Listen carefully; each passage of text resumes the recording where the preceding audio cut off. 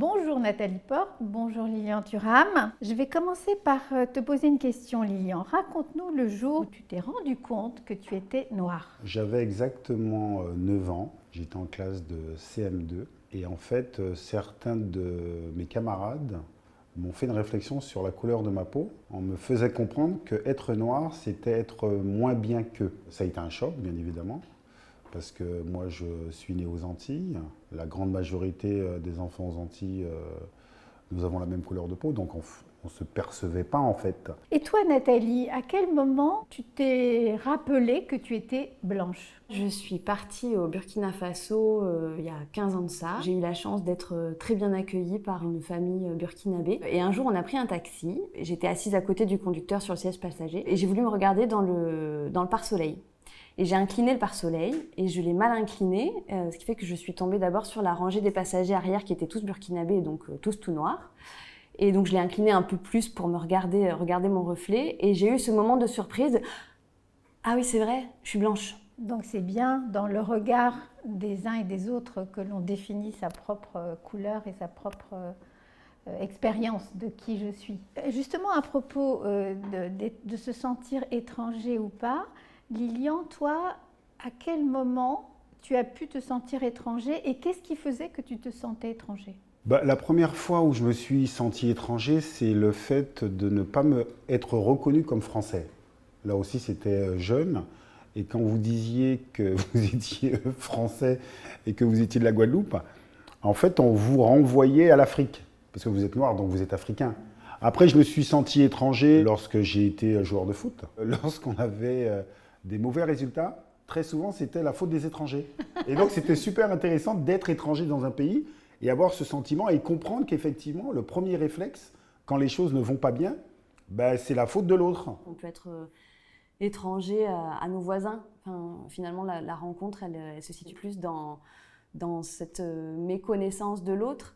Là, en l'occurrence, je pense que le fait que je me sois oubliée en tant que blanche, c'est que finalement, j'étais tellement bien accueillie et tellement bien avec moi-même là où j'étais, que du coup, cette barrière n'était plus, en fait, et qu'il n'y avait pas cette question de la couleur, sinon d'être dans quelque chose qu'on partage et qui efface les différences, en fait. Lilian, à partir de ces moments parfois violents quand même, hein, où le regard de l'autre vous renvoie à une différence, il y a une hiérarchie, est-ce que ces moments-là ont transformé la perception que tu as de toi-même? Lorsque vous avez 9 ans, c'est tout à fait compréhensible de se questionner. Vous avez l'obligation aussi de guérir le regard que vous pouvez porter sur vous-même. C'est-à-dire que si à 9 ans, tout le monde se moque de votre pantalon, votre pull, vous ne le remettez plus.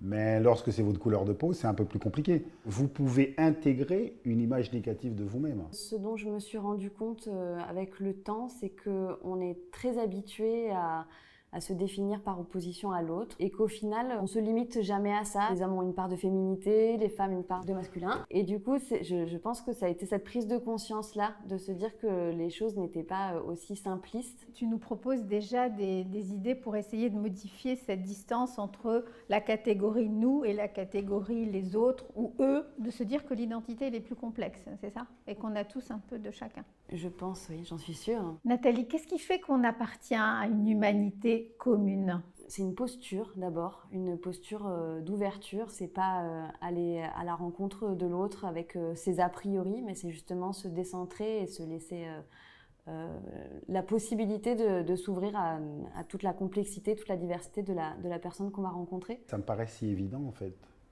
que nous partageons la même humanité. Eh oui. Mais il faut savoir que ce n'est pas évident parce que nous ne sommes pas éduqués à nous voir comme êtres humains avant tout.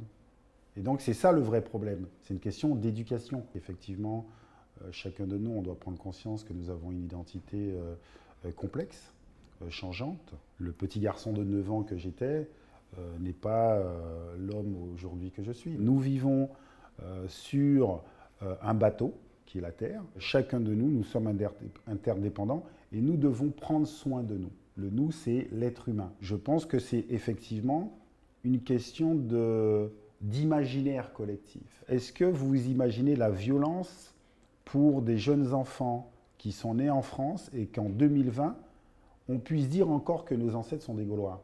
Ça n'a pas de sens en fait.